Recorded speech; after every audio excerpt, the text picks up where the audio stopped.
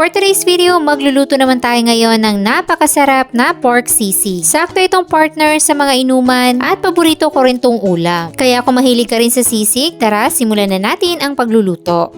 Dahil hindi kami mahilig sa maskara ng baboy, gagamit tayo dito ng 1/2 kilo ng pork kasi. Pero pwede naman kayong gumamit ng maskara at same lang yung proseso. Maglalagay lang tayo dito ng tubig at pamintang buo, dahon ng laurel at asin. Tapos papakuluan natin to hanggang sa lumambot.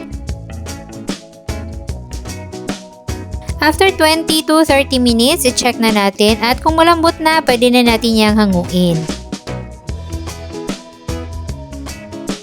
At para less oily yung ating pork sisig, iihawin muna natin to. Hindi na natin to i-deep fry dahil mas masarap yung may smoky flavor yung ating pork sisig. At hindi na rin natin kailangan na ihawin ito ng matagal dahil luto na naman ito.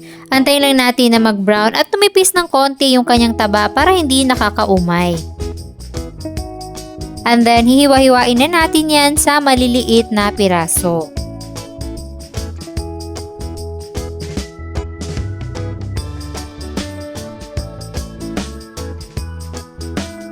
Ito yung gusto ko sa pork asim na gawing sisig dahil proportioned lang yung dami ng laman sa kanyang taba.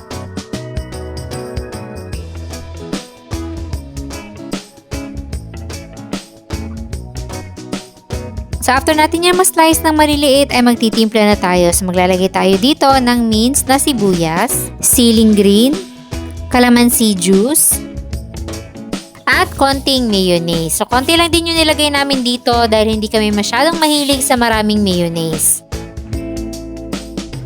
At hindi pwedeng mawala ang liquid seasoning. Tapos haluin na natin yung mabuti.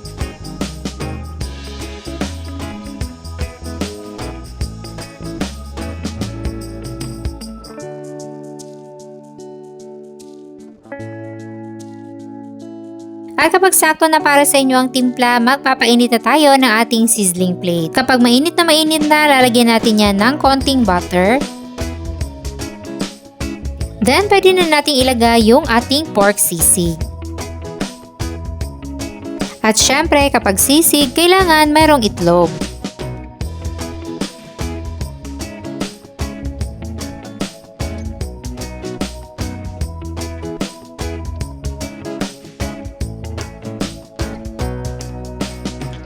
So, antayin lang muna natin na magkatutong yung pinakailalim bago natin siya halu-haluin.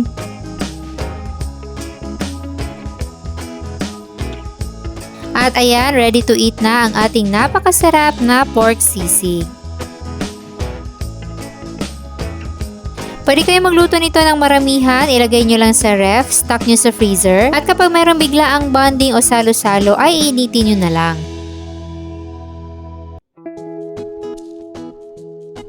Kung hindi nyo pa nasusubukan tong recipe na to, itry nyo na. Napakasarap nito. Nandiyan lang sa baba ang kumpletong listahan ng ating mga sangkap.